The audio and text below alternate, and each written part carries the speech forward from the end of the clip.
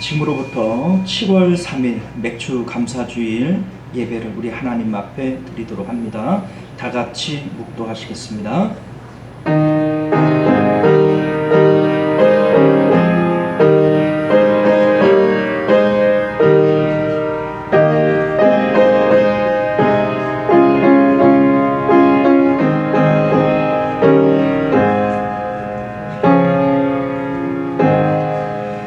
감사함으로 여호와께 노래하며 수금으로 하나님께 찬양할지어다. 여호와는 자기를 경외하는 자들과 그의 인자하심을 바라는 자들을 기뻐하시는도다. 아멘. 존귀하시고 은혜로우신 우리 주 하나님, 하나님께서는 전심으로 우리가 하나님을 향할 때 우리에게 하나님의 영광의 얼굴을 보여주신다 하셨습니다. 오늘도 우리가 기쁨으로 주님만 앙망하게 하시고 하나님의 영광을 보는 귀한 날 되도록 은혜를 베풀어 주옵소서. 아멘. 감사로 예배하게 하시고 하나님의 그 사랑과 은혜를 오늘도 예배를 통하여 마음껏 받아 누리는 저희들 되도록 성령께서 친히 역사하여 주옵소서. 아멘. 거룩하신 우리 주 예수님 이름으로 간절히 기도드리옵나이다. 아멘. 우리 다 같이 찬송가 66장 함께 찬양합니다.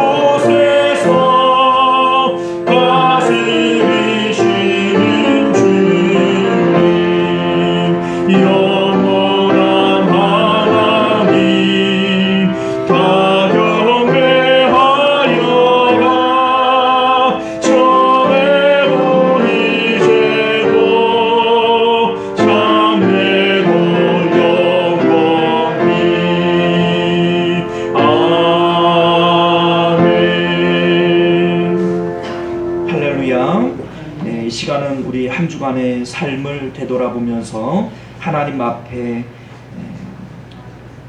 나아가기에 합당치 못한 우리의 언행심사가 있거든 우리 참회의 기도로 정결한 마음 가지고 하나님을 만나는 귀한 예배 되기를 원합니다. 우리 다 같이 참회의 기도 드리겠습니다.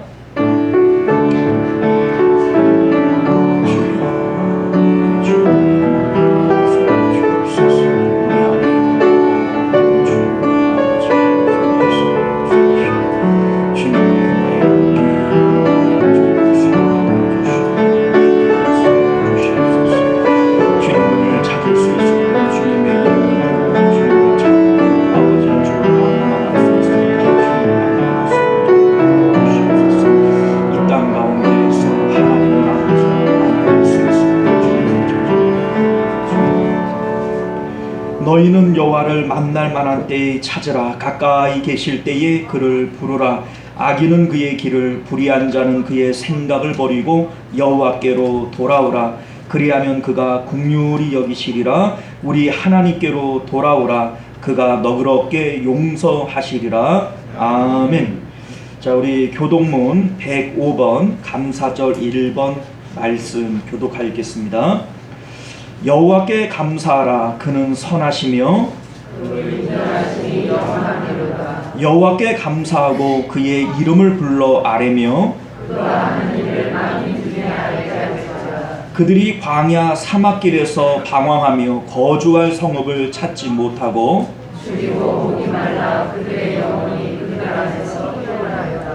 이에 그들이 근심 중에 여호와께 부르짖음에 그들의 고통에서 건지시고 또 하나님으로 인도하사 거주할 성읍에 이르게 하셨다.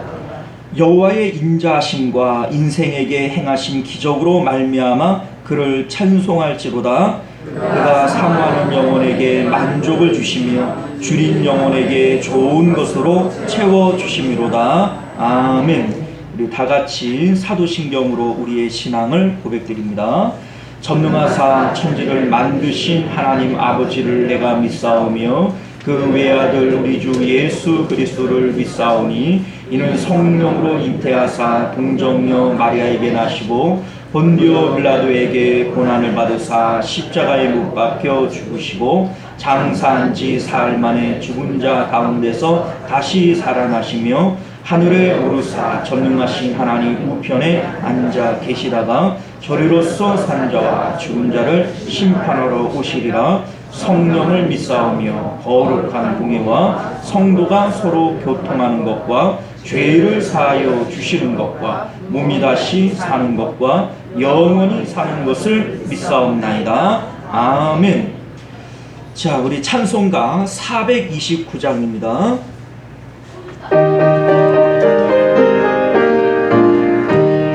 세상 모든 풍파나를 힘들어 약한 마음 낙심하게 될 때에 내려주신 주의 복을 세어라. 주의 크신 복을 내가 알리라. 받은 복을 세어 보아라. 크신 복을 내가 알리라. 받은 복을 세어 보아라. 주의 크신 복을 내가 알리라. 세상 근심 걱정 너를 누르고 십자가를 등에 지고 나갈 때 주가 내게 주신 복을 세어라. 두려움 없이 항상 찬송하리라. 받은 복을 세어 보아라.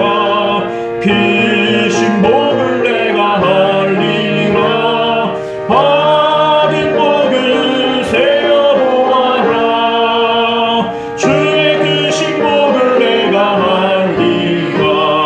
세상 권세 너의 앞길 막을 때 주만 믿고 안심하지 말아라. 천사들이 너를 보호하리니 염려 없이 앞만 보고 나가라. 받은 복을 세어 보아라. 크신 복을 내가 알리라. 받은 복을 세어 보아라. 주의 크신 복을 내가 알리라. 할렐루야. 네, 이 시간은 우리를 대표해서 정진봉 장로님 기도하시겠습니다.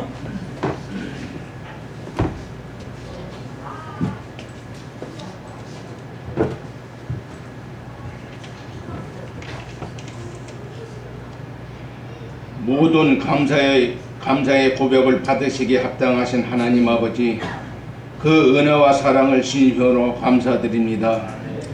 오늘은 3대 절기 가운데 하나인 맥주 감사 주일입니다. 맥주 감사를 지키라.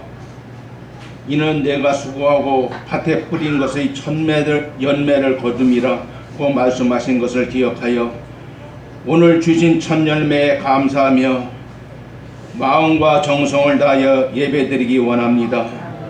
하나님 앞에 감사와 기쁨이 넘치는 예배가 되도록 인도하여 주시옵소서. 혹 억지로나 형식이나 의식에 치우쳐 예배하지 않게 하옵소서.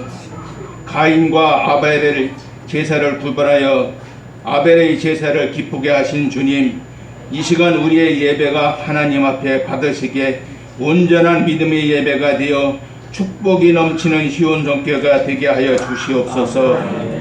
하나님의 기억 속에 복된 맥주 감사 예배가 될 수 있기를 원합니다. 이 예배를 시작으로 더욱 감사하는 내용이 많기를 원합니다.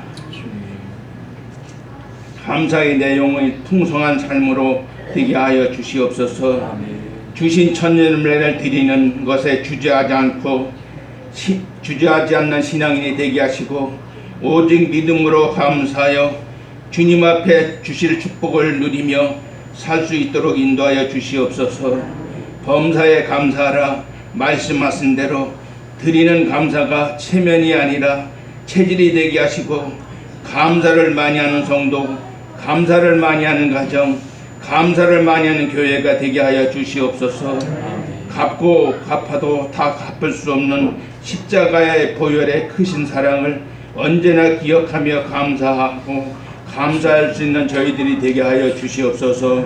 사랑의 하나님, 우리 시온성교회에 기도드립니다. 무더운 삼복더위와 지루한 장마 속에서도 연로한 장로님과 권사님들, 온 성도님들 건강으로 지켜주시는 애 감사드립니다. 오늘 드리는 맥주 감사절 예배를 드림으로 주님의 사랑이 충만한 교회, 서로 교제하고 사랑을 나누는 성령이 충만한 교회, 말씀의 은혜 받는 교회로 거듭날 수 있도록 은혜 베풀어 주시옵소서. 목사님 말씀을 대언하실 때 살아서 역사하시는 귀한 말씀만 대언할 수 있도록 은혜 베풀어 주시옵소서. 내조하는 사모님과 자녀들의 축복하여 주시옵소서. 목사님 말씀에 통하여 오직 감사의 성도들이 다 될 수 있도록 은혜 베풀어 주실 줄 믿사옵고 예수님 이름으로 간절히 기도드리옵나이다. 아멘.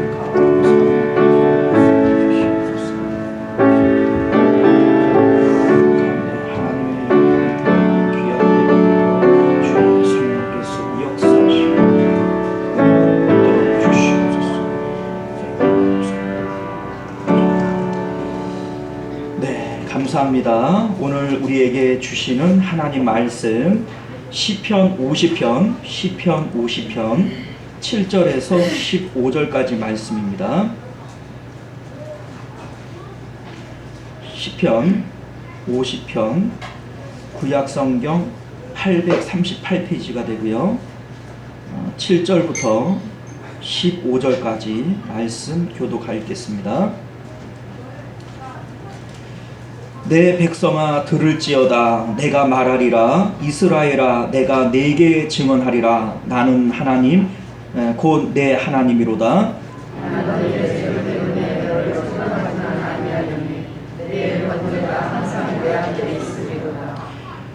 내가 내 집에서 수소나 내 우리에서 순 염소를 가져가지 아니하리니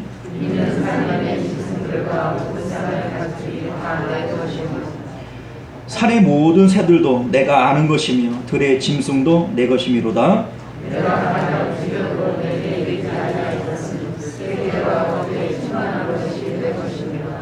내가 수수의 고기를 먹으며 염소의 피를 마시겠느냐?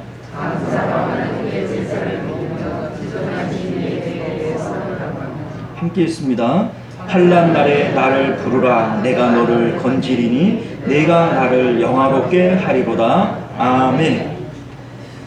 시간은요 우리 예고를 드린 대로 우리 남전도회 일동 나오셔서 특성으로 하나님 앞에 영광 올려드리겠습니다.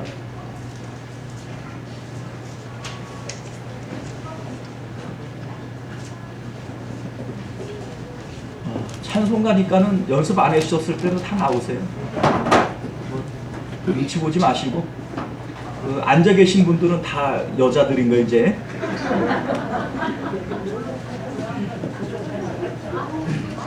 앉아 계시면 여자예요 이제. 어떻게 부르죠? 찬송가 되면 모를 게 있어요. 1,2절하고 관종 사줘야 돼. 네. 1, 2절하고 관종 사줘. 1, 2절하고 간주하고 4절만.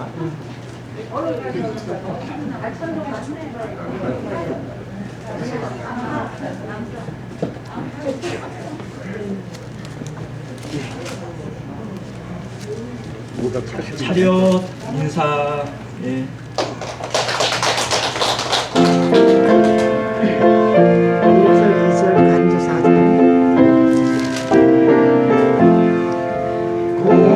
공중나는 새를 보라 농사하지 않으며 목신호와 공간 안에 드릴 것이 없어도 세상 주관하신 주님 새를 먹여주시니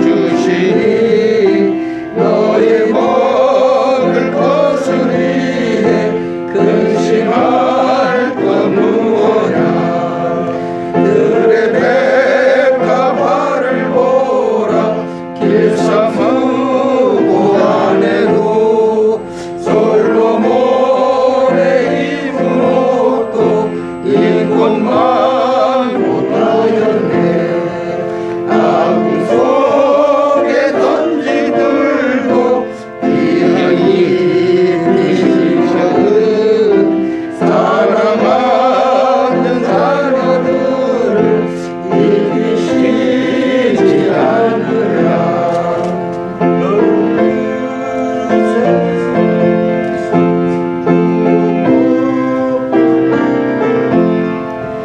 너는 먼저 주의 나라 그의 의를 구하면 하나님이 얻은 것을 너희에게 주시니 내일 일을 위하여서 아무 염려할지니 내일 염려하지 말고 오늘 고생 족하라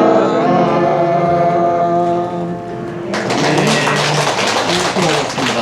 우리 그냥 기도합니다. 존귀하시고 은혜로우신 우리 주 하나님, 오늘 주님께서 우리 남전도의 입술을 통하여 찬양과 경배를 받으셨습니다. 우리 하나님께서 영광 받으시고 또 찬양하는 그 주의 백성들 가운데 은혜와 복을 더하여 주셔서 주님 나라를 위하여 기둥과 같이 쓰임받고 또 하나님 앞에 귀히 여김을 받는 우리 남전도회가 되어지도록 은혜 베풀어 주옵소서. 그들이 가정 가운데에서 가족들에게 존경받고 사랑받게 하시며 또한 이 사회 속에서도 사람들에게 사랑받는 귀한 주님의 자녀들 되도록 은혜 베풀어 주옵소서. 늘 강건하게 하시고 하나님 안에서 늘 대장부가 같이 아버지 주님 앞에 힘써 쓰임받는 우리 귀한 남전도회 되도록 은혜 더하여 주옵소서. 아멘. 거룩하신 우리 주 예수님 이름으로 간절히 기도드리옵나이다. 아멘. 네, 감사합니다. 사랑하는 성도 여러분, 오늘 맥주 감사절을 맞아서 여러분들과 함께 예배드리며 하나님께 감사에 대해서 함께 묵상할 수 있도록 은혜를 주신 하나님께 감사드립니다. 자, 오늘 우리는 함께 읽은 본문의 말씀을 중심으로 하나님이 원하시는 감사라고 하는 제목으로 하나님 말씀 함께 나누고자 합니다.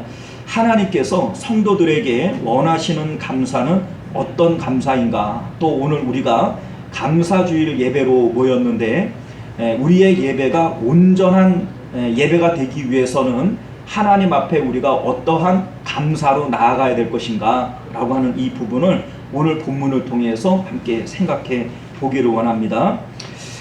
탈무드에 보게 되면 이런 말이 있습니다.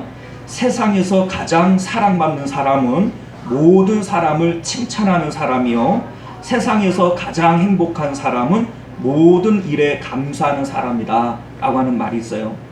자, 쉽게 말하면요, 사람들에게 사랑받는 사람이 되고 싶다면 칭찬을 잘하는 사람이 되면 된다는 거예요. 또한 정말로 행복한 사람이 되고 싶다면 모든 일에 감사하는 사람이 되라는 겁니다. 자, 그러면 행복해질 수 있다, 이런 얘기가 되겠죠. 행복은 감사하는 영혼에 깃드는 하나님의 축복이기 때문에 감사하는 사람 가운데 행복이 있는 줄 믿습니다. 자, 오늘날 대한민국은 과거보다 훨씬 더 발전되고 풍요로워진 것이 사실입니다. 오히려 과거보다 풍요로워졌지만 행복지수는 낮아지고 자살률은 더욱 높아지고 있어요. 최근 발표된 대한민국의 행복지수는 UN 산하 146개국 가운데 59위래요. OECD 국가 가운데는요 37개국 가운데 35위랍니다.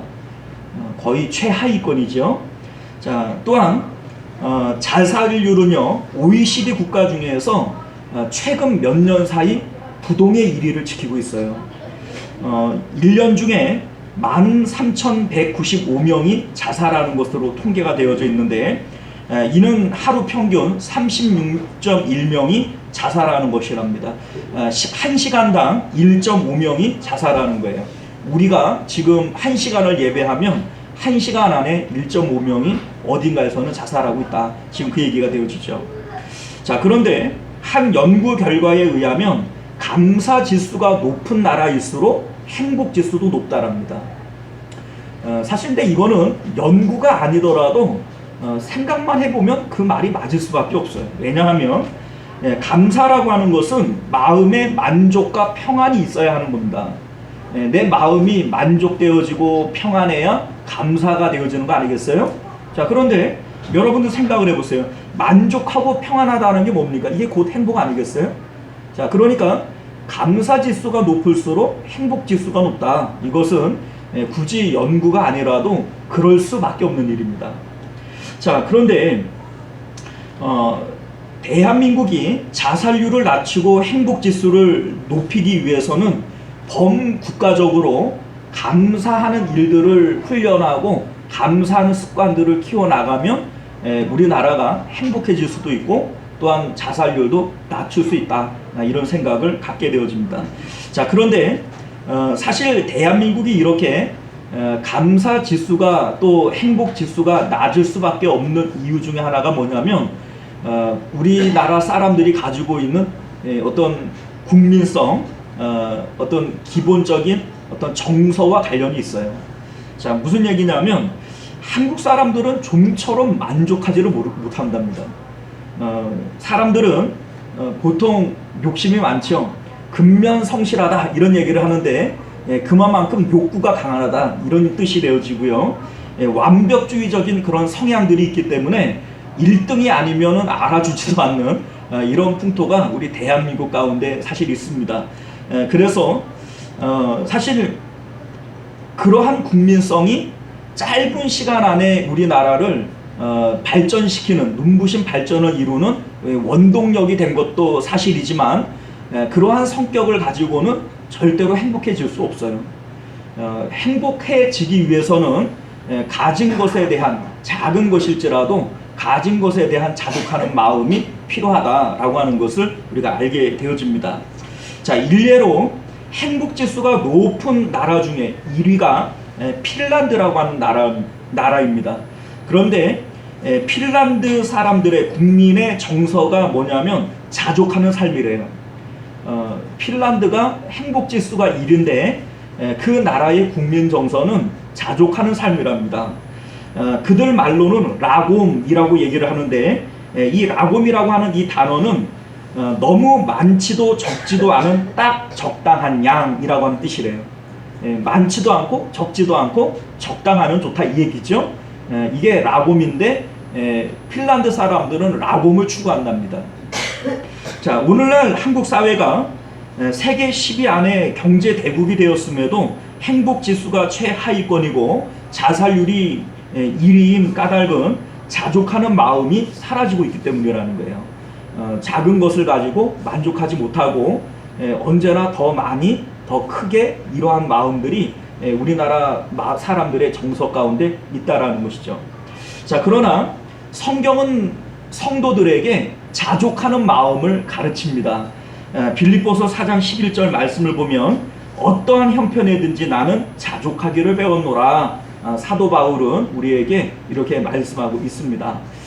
사랑하는 성도 여러분, 국민 정서가 어떻게 됐든 간에 우리 성도들은 하나님이 우리에게 주신 것들에 만족하고 기뻐할 수 있는 마음이 저와 여러분들 가운데 있으시기를 주님 이름으로 축원드립니다. 자, 하나님께서는요, 사랑하는 자녀들에게 기쁨과 감사가 언제나 충만하기를 바라세요. 우리가 너무나도 잘 아는 데살로니가 전서 5장 말씀을 보게 되어지면 우리를 향하신 하나님의 뜻을 이렇게 밝히고 있죠.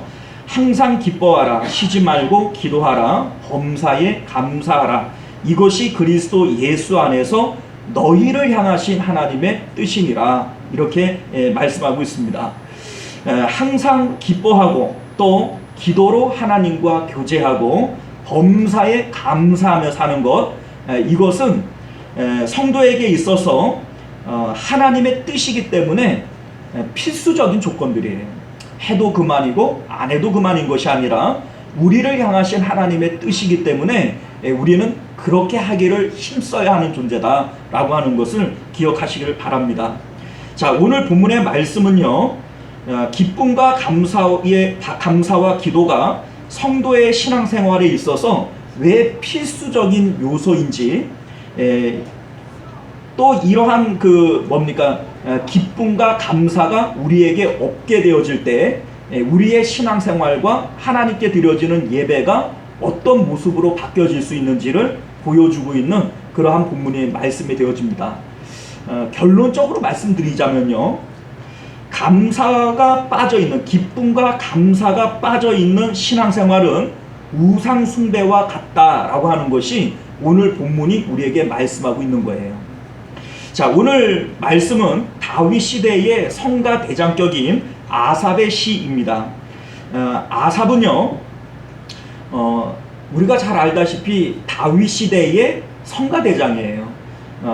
그런데 우리 7절 말씀을 보게 되어지면 아삽이 얘기하고 있지만 아삽은 하나님의 영에 감동되어져서 자신을 통하여 하나님이 말씀하시는 것처럼 지금 이 본문을 말씀하고 있어요.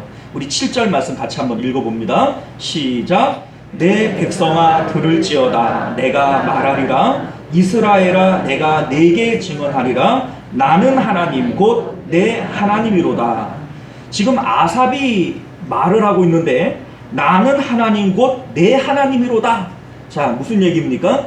아삽에게 하나님의 영이 감동되어져서 아삽이 말하고 있지만 그 안에서 하나님께서 말하고 계신 거예요.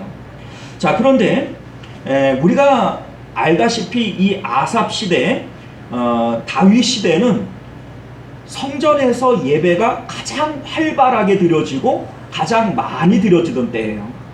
자, 그런데 그럼에도 불구하고 하나님께서는 지금 그들이 드리고 있는 그 예배가 온전한 예배가 아니고 하나님께서 기뻐하는 예배가 아니다 라고 지금 말씀하고 있는 것입니다. 자, 왜 하나님께서 그들의 예배가 마음에 들지 않는다 라고 말씀하실까? 우리 8절 말씀 한번 같이 읽어볼게요. 시작. 나는 내 재물 때문에 너를 책망하지는 아니하니니 내 번제가 항상 내 앞에 있음이로다. 자, 무슨 얘기입니까?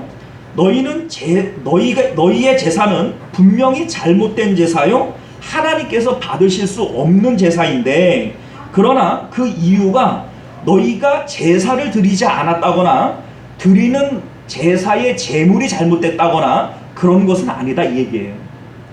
자, 여기서 내 번제가 항상 내 앞에 있다라고 하는 말의 의미는 당시에 하나님 앞에 아침과 저녁에 매일같이 드려지는 상번제가 드려지고 있음을 말씀하고 있는 겁니다. 항상 있다. 이것은 매일매일 아침과 저녁에 계속해서 하나님 앞에 번제가 드려지고 있음을 의미하고 있는 거죠. 자, 그러니까 제사도 하나님 앞에 충실하게 계속해서 드려지고 있고 제물에도 문제가 없는데 하나님께서 그 예배 마음에 안 든다. 그 예배는 내가 받을 수 없는 예배다. 지금 이렇게 말씀하고 있다는 거죠.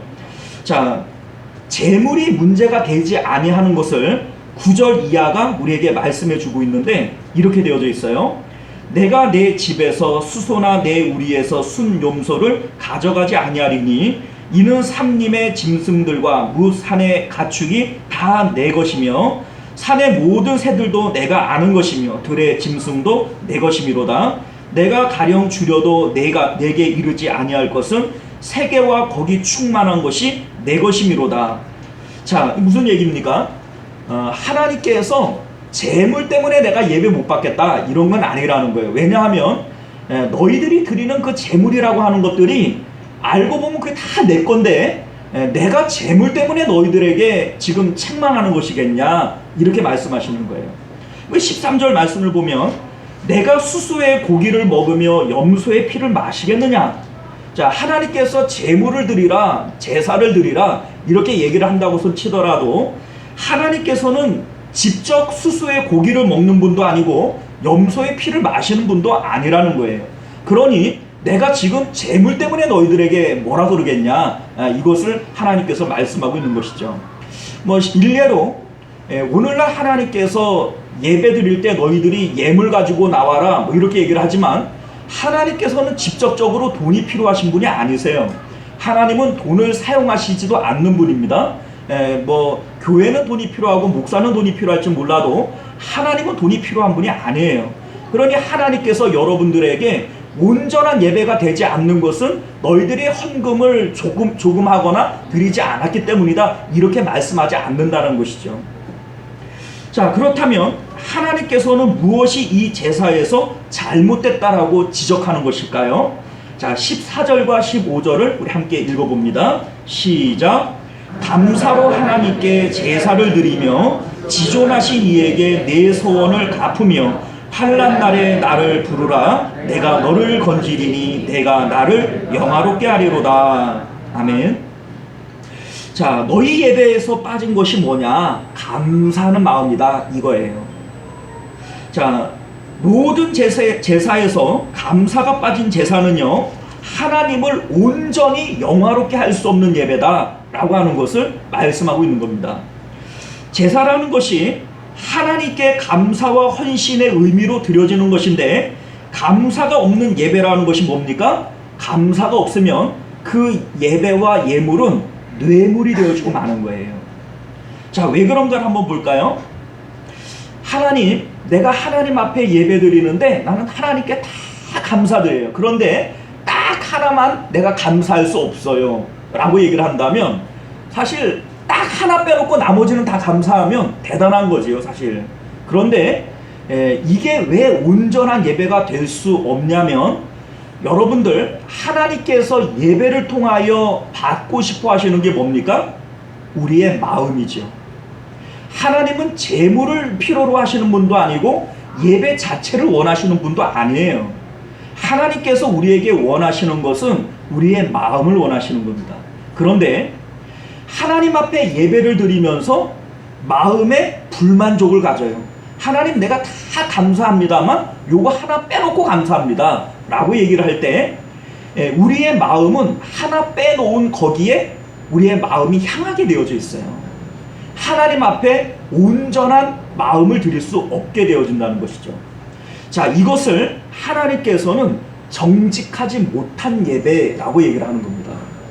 자, 왜 정직하지 못하냐면요, 우리의 마음이 앞에 계신 하나님을 향하고 있어요. 자, 그런데 내 마음이 세상을 향하고 하나님을 등지고 있다면 이것은 죄가 되어지겠죠.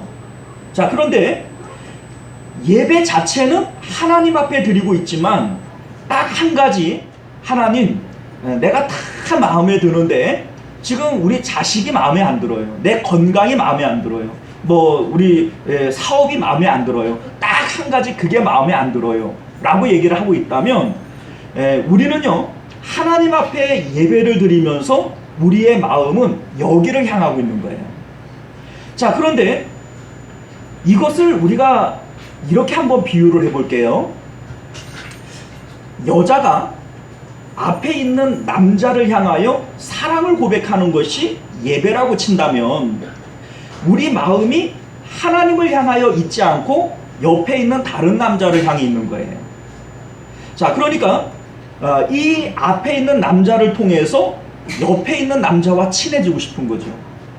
하나님 앞에 예배를 하면서 하나님, 내가 예배를 잘 드리고 하나님 앞에 마음에 드는 예물을 드린다면 하나님께서 이것을 잘 되게 해주십시오 라고 얘기를 한다면, 이것이 앞에 있는 남자를 통해서 옆에 있는 남자를 사귀겠다는 뜻 아닙니까? 그렇죠? 자, 그러니 이 예배는 정직한 예배가 될 수 없는 거예요. 지금 이들이 하나님 앞에 예배를 드리고 있는데 감사가 없는 예배라는 거예요. 마음 가운데에는 뭔가 하나님을 향하여 받고 싶은 그런 내용들이 있는 것이죠. 마음에 감사가 없다라는 것은 불만족이 있다는 거고요. 예배를 통하여 이 불만족을 채우고 싶다는 거예요. 하나님, 내가 예배를 잘 드리고 하나님이 감동하시면 이것이 잘 되기를 원합니다 라고 하는 거죠. 자, 이렇게 되어질 때 이 예배는 하나님 앞에 온전한 예배가 될 수 없고 정직한 예배가 될 수 없다라는 겁니다. 자, 이것을 우리는요 우상숭배라고 얘기를 해요. 하나님께서 제사를 드리고는 있지만 이 제사를 기쁘게 받으실 수 없는 것은 그들 마음 가운데 하나님 말고 다른 것들이 들어가 있기 때문이라는 거예요. 이것을 우리는 우상숭배라고 얘기하고 정직하지 못한 예배라고 얘기를 하는 거예요. 자, 그렇기 때문에 감사의 마음 없이 드려지는 제사와 제물은 하나님 앞에 제사가 아니라 그 제물을 통해서 하나님을 기쁘게 해서 내 뜻과 내 부족한 것들을 채워보겠다라고 하는 뇌물에 가깝게 되어지는 것이죠. 자, 그런 의미에서 우리가 하나님께 내가 헌금을 많이 드리면 하나님께서 나에게 재물의 복을 줄 거야. 내가 봉사를 많이 하면 하나님께서 나에게 건강의 복을 줄 거야. 뭐 이렇게 내 신앙생활을 잘하면 하나님께서 내게 복을 주실 거야 하는 이러한 마음들은요 결국은 우상숭배가 되어지는 겁니다.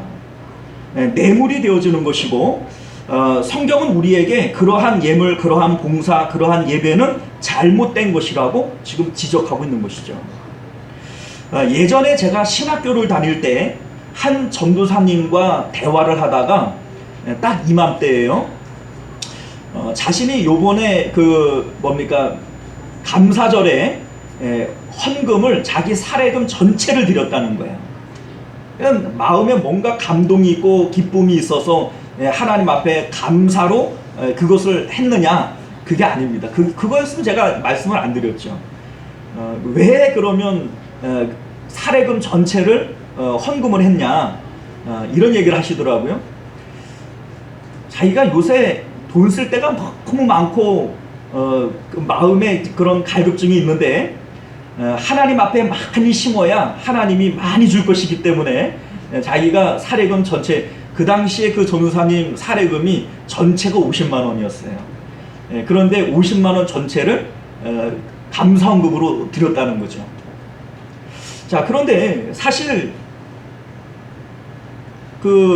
이 전도사님이 그렇게 얘기할 수 있는 근거가 어디에 있었냐면 고린도후서 9장 6절 이하의 말씀을 보면 사도 바울이 예루살렘 교회가 흉년으로 인해서 헌금이 필요했었어요. 그때에 고린도 교회를 향해서 이런 말씀을 하십니다. 이것이 곧 적게 심은 자는 적게 거두고 많이 심는 자는 많이 거둔다 하는 말이로다. 각각 그 마음에 정한 대로 할 것이요 인색함이나 억지로 하지 말지니 하나님은 즐겨내는 자를 사랑하시느니라. 이렇게 말씀하시죠. 자, 이 본문 가지고 사실 목사님들이 많이 울고 먹거든요. 헌금하라고, 심는 대로 거둔다고, 하나님은 즐겨내는 자를 사랑하신다고. 근데 그렇게 설교를 들어왔고 또 이 전도사님도 그렇게 받아들인 거예요. 그런데 여러분들 이 본문을 잘 읽어보시면 그런 뜻이 아니에요. 자, 이 본문의 6절 말씀을 받아서 10절에 뭐라고 얘기를 하고 있냐면 심는 자에게 씨와 먹을 양식을 주시는 이가 너희 심을 것을 주사 풍성하게 하시고 너희 의의 열매를 더하게 하시리니. 이렇게 되어져 있어요. 자, 그러니까 여기서 많이 거둔다라고 하는 말의 의미는 어떤 뭐 물질적인 뭐 건강의 복 이런 오복을 주신다라고 하는 것이 아니라 의의 열매를 거두게 하신다는 뜻이에요. 그러니까 여기서 말하는 의의 열매라고 하는 것은 뭐냐면 지금 이방인 교회에서 헌금을 해서 예루살렘 교회가 도움을 받게 되어질 때 예루살렘에 있는 그 신자들이 지금 이방의 복음이 전파되어져서 이들의 그 연보를 통하여 하나님께서 영광을 받으시는구나. 예루살렘 교회가 이들의 연보를 받게 되면 진정한 감사가 우러나겠죠. 자, 이 감사를 통해서 하나님께서 영광을 받으신다는 거예요. 이게 바로 의의 열매예요. 자, 그런데 그냥 한글 성경의 문자적으로만 딱 이해를 하면 하나님은 심는 대로 거두게 하시는구나. 물질을 심으면 물질을 거두고 봉사를 심으면 건강을 거두고 뭐 이런 거죠. 그리고 하나님은 즐겨내는 자를 사랑하시는구나. 오해입니다. 자, 만약에 우리가 이렇게 한번 생각을 해볼까요? 이러한 의도로 내가 하나님 앞에 50만 원을 헌금하면 하나님께서 100만 원을 거두게 하시고, 내가 하나님 앞에 1시간을 봉사하면 그 1시간만큼 하나님이 나에게 건강을 돌려주신다. 이것을 믿고 하나님 앞에 봉사를 한다면 하나님께서 받으시는 것은 이거는 우리의 마음을 받는 게 아니라 뭘 받는 거예요? 뇌물을 받는 거예요. 내가 하나님 앞에 50만 원 드리면 하나님이 나한테 100만 원 거두게 하시고, 이게 무슨 금도끼 은도끼도 아니고, 이게 은도끼가 네 거냐 금도끼가 네 거냐 뭐 이렇게 하는 것도 아니고, 이게 여러분들 이런 마음들 자체가 하나님을 상당히 이상하게 만드는 거예요. 자, 하나님께서 우리에게 바라시는 것이 뭐냐면 22절과 23절 말씀 한번 볼까요? 자, 왜 우리가 이러한 마음을 가지고 신앙생활을 하게 되어지는가? 자, 22절 말씀을 보면요, 하나님을 잊어버린 너희여, 이제 너를 이를 생각하라. 그렇지 아니하면 내가 너희를 찢으리니 건질 자 없으리라. 자, 무슨 얘기입니까? 우리들이 예배 가운데 왜 감사를 잃어버리게 될까? 감사를 잃어버리는 이유는 하나님을 잃어버리기 때문입니다. 자, 예를 들자면 내가 삶의 환경 속에서 불만족이 있어요. 건강의 문제, 자녀의 문제, 사업의 문제, 여러 가지 마음의 걱정과 근심이 있어요. 그런데 이러한 문제들 때문에 내가 감사할 수 없다라고 내가 생각을 하지만, 실질적으로 생각해 보면요, 그러한 문제가 있기 전에 사실은 내 마음속에 하나님이 먼저 계셨어요. 하나님이 먼저 계셨고 문제가 나중 생겨난 거예요. 자, 그런데 그 문제들이 내 앞에 등장하자 하나님을 잃어버리고 그 마음 가운데 감사가 사라지고 불평과 원망이 생겨나게 되어지는 거죠. 예배가 내 마음 우리 마음에 이러한 문제들이 들어옴으로써 우리는 하나님을 잃어버리게 되어지고, 하나님을 잃어버림으로써 마음의 평안과 기쁨을 잃어버리게 되어지는 거예요. 자, 만약에 이들이 하나님을 잃어버리지 않고 하나님을 기억하며 예배했었더라면 하나님께서는 그들의 그러한 상황 가운데에서도 하나님의 인자하심과 사랑을 그들에게 보여주셨을 것이고, 그들 마음 가운데에는 여전히 감사와 평안이 있었을 것입니다. 자, 그렇다면 어떻게 우리가 이 예배와 제물을 온전한 예배와 제물로 만들 수 있을까? 그 방법은요, 우리 마음 가운데 하나님이 충만해야 돼요. 우리 마음에 잃어버린 하나님을 회복해야 돼요. 자, 하나님이 우리 안에 충만하게 있다면, 하나님을 우리 마음에서 빼앗기지만 않는다면 우리는 언제나 하나님 앞에 진정한 감사를 드릴 수 있게 되어질 것이라는 거죠. 자, 예를 들어 봅니다. 감사하는 마음은요, 그 마음에 평안과 만족이 있어야 나오게 되어져요. 평안과 만족이 없다면 진정한 감사는 있을 수 없겠죠. 자, 그런데 누가복음 8장을 보게 되어지면 갈릴리 바다에서 풍랑이 일어납니다. 제자들이 어떻게든 이 배를 진정해 보려고 노력을 했지만 이 배는 뒤집힐 것 같아요. 드디어 제자들은 배 밑바닥에서 주무시고 계신 예수님을 흔들어 깨웁니다. 예수님 지금 주무실 때입니까? 지금 우리가 다 죽게 됐는데 혼자 이렇게 평안히 잠을 잘 수 있습니까? 이게 깨웠겠죠?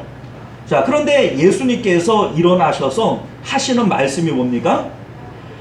자, 제자들에게 이르시되 너희 믿음이 어디 있느냐? 이렇게 말씀하세요.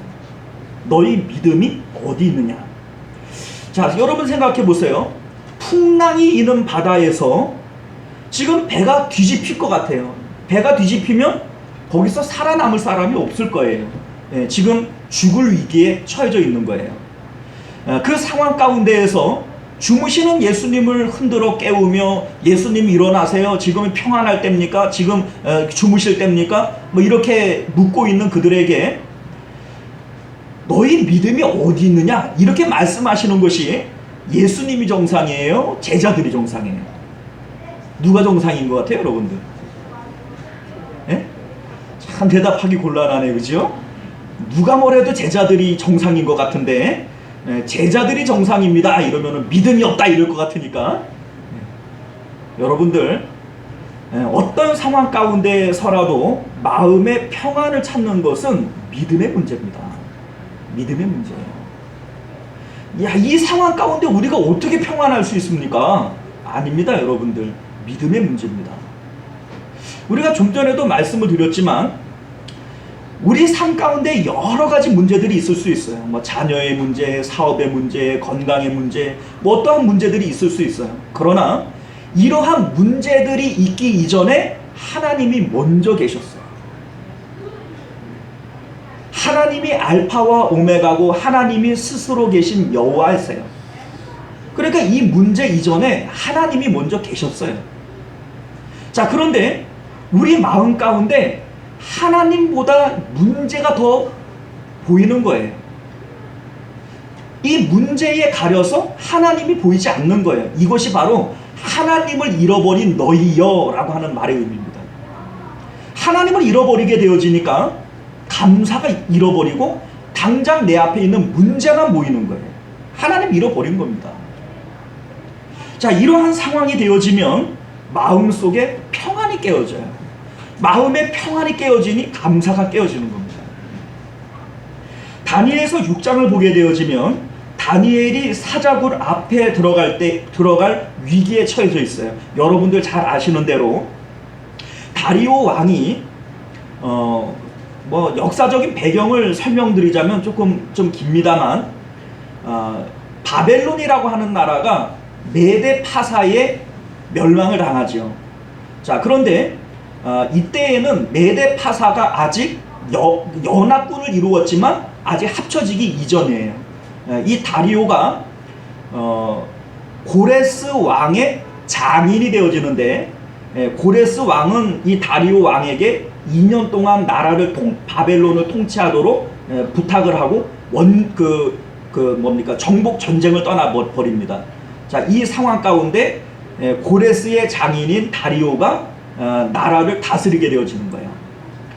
자, 그런데 다리오 왕은 전국을 120도로 나누고 그 위에 총독 3명을 세우고 그 가운데 다니엘을 총독 가운데 우두머리로 세우게 되어져요. 근데 여러분들도 알다시피 다니엘은 원래 바벨론이라고 하는 나라에서 총리를 지내던 사람인데 나라가 지금 망하고 새로운 나라가 등극을 했잖아요. 그런데 이전 나라의 총리를 데려다가 이 나라의 총리들의 우두머리를 삼으니 그 나라 사람들이 좋아하겠어요? 기존의 그 메데 파사에 있는 그 관리들이 다니엘을 시기하는 거예요. 그런데 이들이 다니엘을 아무리 찾아봐도 책 잡을 만한 것이 없어요. 그런데 가만히 보니까 뭐를 책을 잡을 수 있냐면 하나님을 잘 섬기는 것을 이걸 책 잡을 수 있는 거죠. 근데 여러분들 이게 왜 책 잡힐 일이냐면, 원래 신하는 누구만을 섬겨야 돼요? 왕을 섬겨야 되죠. 그런데 다니엘은 왕보다도 하나님을 더 섬기는 거예요. 아하, 저거를 걸고 넘어가면 반드시 걸려 넘어가겠구나. 이렇게 된 거죠. 자, 그래서 30일 동안은 왕 외에는 어떤 누구에게도 어떤 신에게도 절하지 못하도록 율령을 반포하게 하는 거예요. 당시에 이 다리오 왕은 나라를 정복하고 그 바벨론 사람들의 마음을 얻어야만 했기 때문에 이 얘기를 기쁘게 받아들여요. 왜냐하면 오직 왕만을 바라보게 만드는 거니까, 새로 정복한 나라의 백성들에게 자신만을 바라보게 만드는 거니까 이걸 기쁘게 여기는 거죠. 자, 그런데 그 결과가 왕의 조서에 도장이 찍힌 것을 알고도 다니엘이 어떻게 했어요? 기도했어요. 자, 그런데 이 본문의 말씀이 다니엘서 6장 10절인데 이 말씀을 잘 읽어보면 우리가 이해가지 않는 단어가 하나 나와요. 뭔지 한번 잘 들어보세요. 다니엘이 이 조서에 왕의 도장이 찍힌 것을 알고도 자기 집에 돌아가서 윗방에 올라가 예루살렘으로 향한 창문을 열고 전에 하던 대로 하루 3번씩 무릎을 꿇고 기도하며 그의 하나님께 감사하였더라. 자, 뭐가 이상한 것 같아요, 여러분? 감사했다는 거예요. 이 상황은 기도할 상황인 것은 맞지만 감사할 상황은 아닌 거 아니겠어요? 아니, 지금 하나님 잘 섬기는 것 때문에 죽게 생겼는데 이 상황은 하나님 앞에 기도할 상황인 건 맞아요. 하나님 살려주세요. 하나님 이러다가는 죽겠어요. 뭐 이럴 상황은 맞아요. 그런데 하나님 앞에 감사할 상황일까요? 다니엘의 이 감사는 어떤 감사일까요? 감사할 수 없는데 이를 악물고 지금 감사하는 걸까요? 아니에요. 다니엘은 진짜 감사해서 감사한 거예요. 자, 그러면 다니엘이 마음 가운데 평안이 있고 또 기쁨이 있었기 때문에 감사할 수 있었을 텐데 이 감사가 어디서부터 나오는 걸까? 우리는 이것을 생각해 볼 필요가 있겠죠. 여러분들, 이 본문을 여러분들이 잘 읽어보시면 다니엘이 어디서부터 이 감사가 나왔는지를 알게 되어지는데, 그는 윗방에 올라가 예루살렘으로 향한 창문을 열고 전에 하던 대로 하루 3번씩 무릎 꿇고 기도했다는 거예요.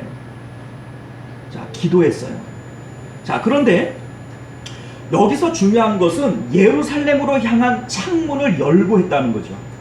아니, 창문만 닫고 했어도 다니엘이 기도하는 줄을 누가 알았겠어요, 그죠? 골방에서 문 꼭꼭 닫고 남 안 보는 데서 기도하면 30일만 숨어서 기도하면 될 거 아니에요, 그죠? 총리인데 자기 방에 아무도 못 들어오게 하고 30일 동안만 숨어서 기도하면 되는 거 아니에요? 굳이 창문을 열 필요가 있나요? 또한 이 당시에 예루살렘으로 향한 문을 열었다고 손치더라도 예루살렘은 바벨론에 의해서 완전히 불태워 없어졌고 성전도 없고 제단도 없어요. 그런데 다니엘은 왜 예루살렘으로 향한 문을 열었을까요? 다니엘은 그 마음 가운데에서 성전의 의미, 제단의 의미가 무엇인지를 알았기 때문이에요. 성전과 제단이 어떤 의미냐면, 여러분들, 성전의 지성소에는 하나님의 이름을 상징하는 법궤 외에는 아무것도 없어요. 성전의 지성소 안에는 하나님의 이름을 상징하는 법궤 외에는 아무것도 없어요. 이게 뭘 의미하냐면, 성전이라고 하는 것 자체가 사람의 마음을 본따서 만든 것이고 사람의 마음을 의미하는 거예요. 그런데 그 마음 가운데 내 만족과 기쁨을 줄 수 있는 것은 하나님의 이름밖에는 없습니다 라고 하는 것이 성전의 의미예요. 그런데 죄인인 사람들은 필연적으로 하나님 외에 기쁨과 만족거리를 반드시 찾게 되어져 있어요. 이게 바로 죄죠. 하나님 말고 사람들은 행복하기 위해서 살아가잖아요. 기뻐하기 위해서 살아가잖아요. 뭘 먹으면 기쁠까? 뭘 입으면 기쁠까? 무엇을 마시면 기쁠까? 이게 무엇을 먹을까? 무엇을 마실까? 아닙니까? 자, 그런데 하나님 외에는 기쁨거리가 없다라고 믿는 것이 이게 성전이란 말이죠. 이것을 이루게 하기 위해서 하나님께서 주신 것이 번제단이에요. 번제단의 의미가 뭡니까? 양이 죽고 소가 죽지만 실질적으로는 그게 누구를 위해서 죽는 거예요? 나를 위해서 죽는 거예요. 내가 죽는 거죠. 내가. 자, 다시 말해서 우리 마음 가운데에는 하나님만 계셔야 하는데 하나님 외의 것들이 내 마음속에 자꾸 들어오니까 이것을 번제단의 양을 죽임으로써 내가 죽었습니다 라고 고백을 하고 우리의 마음이 하나님만이 계시도록 하나님께로 들어가는 거예요. 이게 바로 성전의 의미입니다. 자, 그러니까 다니엘이 예루살렘으로 향한 문을 연 이유가 뭐예요? 하나님, 내 마음 가운데에는 하나님 외에는 딴 기쁨이 없습니다. 하나님 외에 다른 기쁨을 갖고 있는 것은 번제단에서 이미 다 죽었습니다 라고 하는 것을 고백하는 것이 하루 3번 예루살렘으로 향한 문을 열고 드리는 다니엘의 기도의 내용이었던 거예요. 자, 그러니 감사할 수 있죠. 왜냐하면 다니엘은 기도를 통하여 하나님만을 가지기를 원했고 지금 목숨이 위협받으며 기도하는 이때가 하나님을 가장 많이 가질 수 있는 때이기 때문에 그래서 하나님 앞에 감사했던 거예요. 자, 그런데 여러분들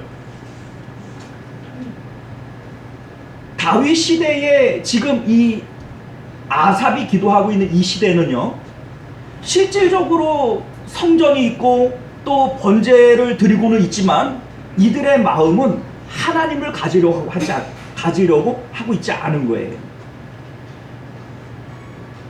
그 증거가 어디 있어요? 마음에 기쁨이 없는 거예요.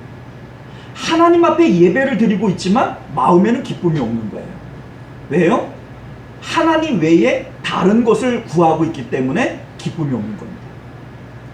하나님께 예배를 드리고 있는데 하나님만을 가지기를 원했다면 그들 가운데 분명히 기쁨이 있었을 거예요. 그런데 하나님 앞에 예배를 드리고 있지만 이들 가운데에는 마음에 불만족이 있는 거예요. 이것이 바로 우상숭배고 하나님이 지금 너희의 예배를 받으실 수 없다라고 얘기하고 있는 내용이 되어지는 것이죠. 사랑하는 성도 여러분, 오늘날 우리들이 하나님 앞에 드려지는 예배가 이러한 예배는 아닌지 한번 점검해 보시길 바랍니다. 하나님 앞에 예배를 드리는데 우리가 정말로 얻고 싶은 것이 하나님이라면 우리 마음 가운데 기쁨이 있어야 돼요. 감사가 있어야 돼요. 그럴 때 하나님께서는 이 예배를 기쁘게 받아주세요. 물론 우리가 현상적으로 보면 예배를 드리고 하나님 앞에 예물을 드리고 또 하나님 앞에 봉사하면 우리가 좀 전에 얘기했던 대로 하나님이 복을 주시고 건강도 주시고 뭐 기도의 응답도 주세요. 현상적으로. 자, 그런데 이것은 앞뒤가 정확하게 맞아야 돼요. 무슨 얘기냐면 우리가 하나님을 얻음으로써 그러한 복과 응답이 떨어지는 것이냐, 아니면 내가 하나님 앞에 예물을 드리고 예배를 드렸기 때문에 이것이 얻어지는 것이냐, 이걸 알아야 됩니다. 하나님께 예배를 드리고 기도를 드렸기 때문에 하나님께서 그것을 주시는 것이 아니라 예배를 통하여 하나님을 얻었기 때문에 하나님께서 그것을 들어주시는 거예요. 이거를 착각하면 안 됩니다. 자, 좋은 예가 있는데 역대하 20장을 보게 되어지면 여러분들 잘 아시는 대로 여호사밧 때에 큰 전쟁이 일어나요. 모압과 암몬과 마온이라고 하는 나라가 연합을 해서 이스라엘 나라를 침공하게 되어집니다. 세 나라 연합군이 유다 나라 하나를 쳐들어왔으니 이 전쟁은 누가 보더라도 유다 입장에서는 불리한 전쟁이에요. 자, 그래서 성경을 보면 이때의 왕과 백성들이 마치 바람에 나무가 흔들리는 것처럼 그 마음이 흔들렸다, 이렇게 표현되어져 있어요. 자, 그런데 여호사밧 왕은 이러한 절체절명의 위기 가운데 백성들에게 금식을 선포합니다.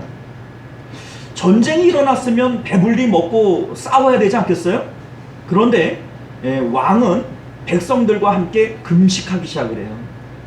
근데 여러분들, 이 금식의 의미가 뭐냐면 제사의 의미와 동일한 거예요. 금식과 제사는 동일한 의미를 갖고 있어요. 자, 어떤 의미냐면 제사의 의미가 자기가 죽는 거죠. 재물이 죽지만 실질적으로는 내가 죽는 것으로 여기는 거예요. 금식의 의미도 먹는 것을 끊는 것은 살기를 포기하는 겁니다. 그러니까 내가 죽기를 소원하는 것이 이게 바로 금식의 의미예요. 자, 그런데 이 금식의 결과로 이들이 얻게 되어지는 것이 뭐냐? 역대하 20장 21절을 보면 이렇게 되어져 있어요. 백성과 더불어 의논하고 노래하는 자들을 택하여 거룩한 예복을 입히고 군대 앞에서 행진하며 여호와를 찬송하여 이르기를 여호와께 감사하세 그의 인자하심이 영원하미로다 하게 하였더니, 이렇게 되어져 있어요. 자, 무슨 얘기냐면 이들이 마음에 걱정과 두려움이 있어요. 전쟁이 일어났으니까. 자, 그런데 이러한 상황 가운데에서 이들이 금식을 선포합니다. 이 금식은 내가 죽는 거예요. 내가 죽음으로써 하나님을 만나게 되어지는 겁니다. 자, 그래서 이들 마음 가운데 잃어버렸던, 문제를 통하여 잃어버렸던 하나님을 회복하게 되어져요. 자, 그러니까 상황이 바뀐 것은 아무것도 없어요. 적군이 쳐들어온 것도 그대로고 자기들의 군세가 늘어난 것도 아니에요. 그런데 이들 마음 가운데에는 기쁨이 회복되어지게 되는 것이죠. 자, 그래서 그 결과가 어떻게 되어집니까? 여러분들 아시는 대로 하나님께서 이 적군들이 스스로 싸워서 다 무너지게 만들어요. 이들이 하는 것은 전리품을 거두는 일밖에 없었다라고 성경이 기록을 하고 있죠. 자, 오늘 본문에서도 23절에 이렇게 말씀합니다. 23절 같이 읽어볼게요. 시작.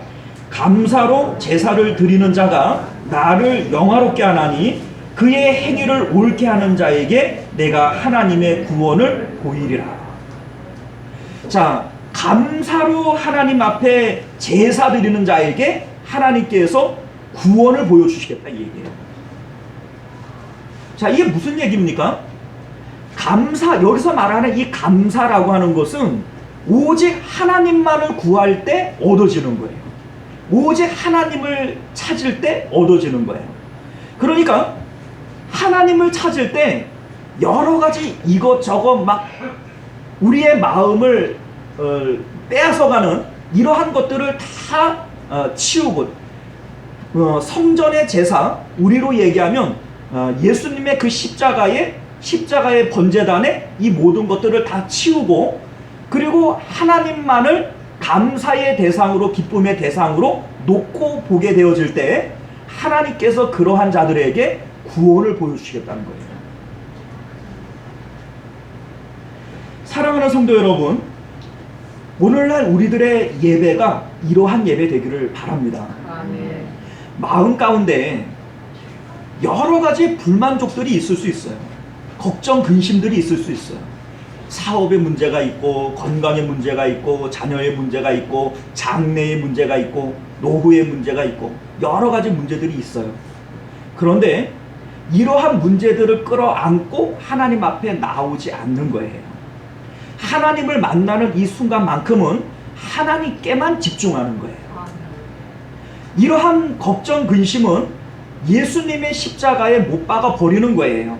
주님, 내가 예수님의 십자가에서 죽을 때 이 문제들도 함께 죽었습니다 라고 고백을 하는 거예요.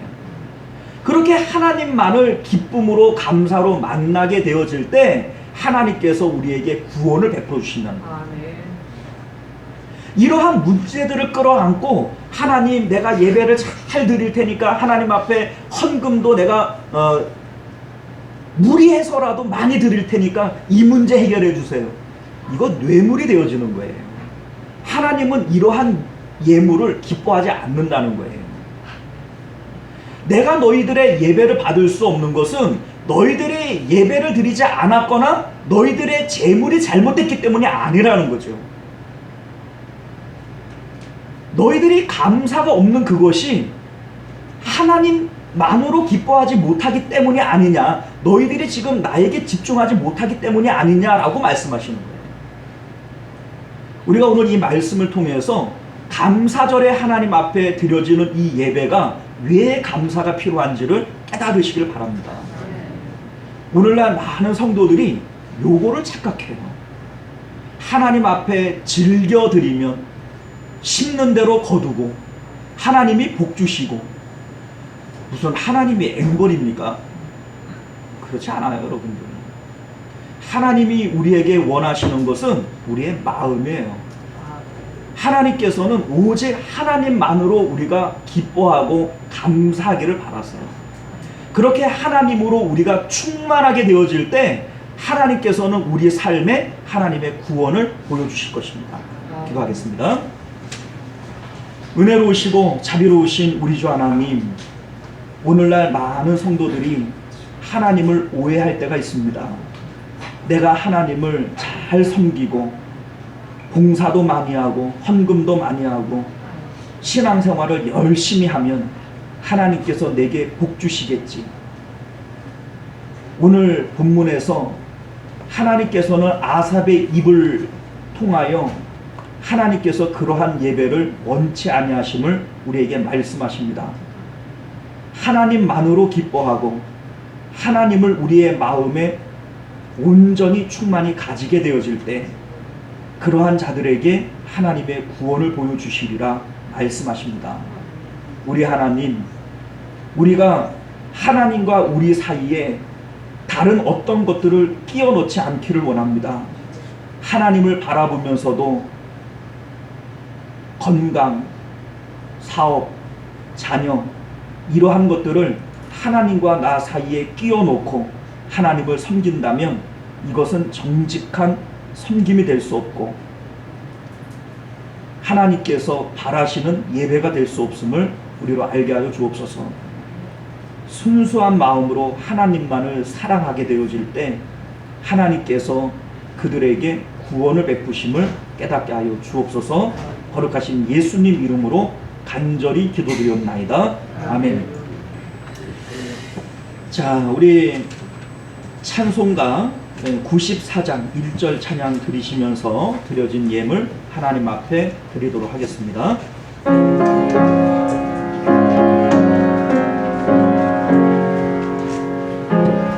주 예수보다 더 귀한 것은 없네. 이 세상 무기와 바꿀 수는 없네. 온 주에 계신 돌아가신 그 놀라운 사랑 잊지 못해. 세상 즐거움 다 버리고 세상 자랑 다 버렸네.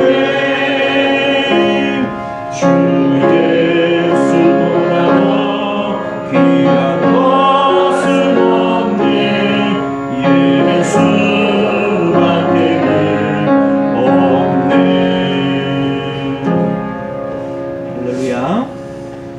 우리 하나님 앞에 맥주 감사 주일 헌금, 또 감사 헌금 11조, 또 구제 헌금, 주일 헌금 드리셨고요. 또 선교 헌금 드리셨습니다. 자, 우리 드려진 예물을 위해서 함께 기도하겠습니다. 은혜로우신 우리 주 하나님, 너희가 내 앞에 나올 때에 하나님이 부어주신 분복을 따라 하나님 앞에 예물 가지고 나오라 말씀하셨습니다. 하나님께서 우리에게 예물 가지고 나오라 하시는 것은 하나님께서 줄이고 궁핍하기 때문이 아니고 우리에게 복 주실 구실을 찾기 위함임을 우리로 알게 하여 주옵소서. 금도 내 것이고 은도 내 것이고 천하 만국이 다 내 것이라 말씀하신 그 하나님은 돈을 필요로 하시는 분이 아니십니다. 그럼에도 불구하고 우리에게 예물을 가지고 나오라 말씀하시는 것은 하나님께서 우리에게 복 주실 구실을 찾기 위해서 예물을 요구하시는 줄로 믿습니다. 우리 하나님 믿음으로 드리게 하옵소서. 감사와 즐거움으로 드리게 하여 주셔서 하나님 앞에 드려진 대로 하나님 천배로 만배로 갚으시는 하나님의 은혜와 능력을 경험하는 저희들 되게 하여 주시옵소서. 우리 하나님 이 예물 쓰여지는 것들마다 예수 그리스도의 피 묻은 복음이 전파되게 하여 주옵시고 하나님의 나라가 확장되어지는 곳에 쓰여지게 하여 주시옵소서. 이 예물이 조금이라도 허튼 데 쓰여지지 않도록 하나님께서 도우시며 그리스도의 향기가 뿜어져 나오는 그런 귀한 예물 되어지도록 은혜도 하여 주시옵소서. 하나님 주님 앞에 나올 때 드리고 싶은 마음은 있지만 아버지여 형편이 되지 못하고 또 믿음이 되지 못하여서 드리지 못한 손길들이 있습니까? 우리 하나님 어여삐 여기시고 또한 긍휼을 베풀어 주셔서 드릴 수 있는 예물을 풍족하게 하시고 또 믿음도 더하여 주셔서 하나님 앞에 마음껏 드리고 드린 자가 누릴 수 있는 기쁨과 은혜와 복을 주님께서 더하여 주시옵소서. 거룩하신 우리 주 예수님 이름으로 간절히 기도드리옵나이다. 아멘. 자, 우리 주보를 참조하시어서 교회 소식 전해드립니다. 자, 오늘은 맥주 감사 주일이 되고요. 하나님의 은혜를 기억하시며 감사하실 수 있는 하루가 되시기를 바랍니다. 교회에서 준비한 떡은요 개인별로 받아가시면 되겠고요. 내주는 우리 정재철 목사님을 모시고 말씀을 받도록 하겠습니다. 많은 참석 부탁드리겠고요. 주일학교 여름 성경학교를 7월 28일 목요일과 29일 금요일에 개최를 하게 됩니다. 우리 이제 코로나 상황 가운데에서 한 2회 정도를 성경학교를 못했어요. 우리 이제 오랜만에 하는 성경학교이기 때문에 여러분들이 기도로 협조해 주시고 또 여러 가지 보신 양면으로 함께 해 주시면 감사하겠습니다. 전도회별 특성 순서, 오늘은 우리 남전도회가 했고요. 다음 주일은 1여전도회, 또 2, 3, 4 여전도회 이렇게 순서대로 하도록 그렇게 하겠습니다. 7월 식당 공사부서는 3여전도회가 되고요. 우리 모든 회원들이 함께 동참해 주시면 우리 어려움 없이 잘 진행할 수 있으리라 봅니다. 주일 기도 순서 공지한 대로 참조하시기를 바라겠고요. 이제 7월 달부터 우리 이제 헌신 예배를 오후 예배 때 이제 드리겠습니다. 우리 이제 헌신 예배 우리 전도회별로 하던 것을 이제 코로나 상황 가운데 할 수가 없었죠. 오후 예배를 할 수 없었기 때문에. 그런데 뭐 또 너무 또 늦어지면 또 다음에 또 상황이 어떻게 바뀔지를 몰라요. 그래서 격주로 이제 헌신 예배를 드립니다. 격주로. 그러니까 7월 17일 또 7월 31일 한 달에 이제 2번 하는 거예요. 자, 우리 남전도회부터 우리 4여전도회 순서로 이제 헌신 예배를 준비하시고 또 그렇게 개최를 하도록 하겠습니다. 자, 예배 후에 6월 수입 지출 재정 보고 우리 홍은철 장로님 수고해 주시겠고요.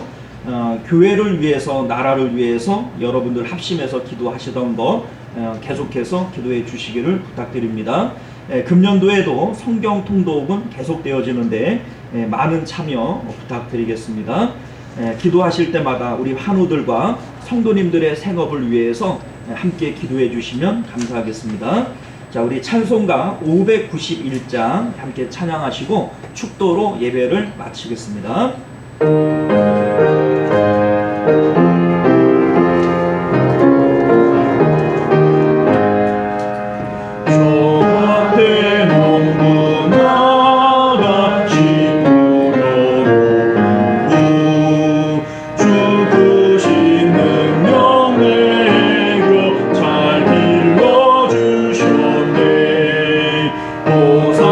보사시사철 따라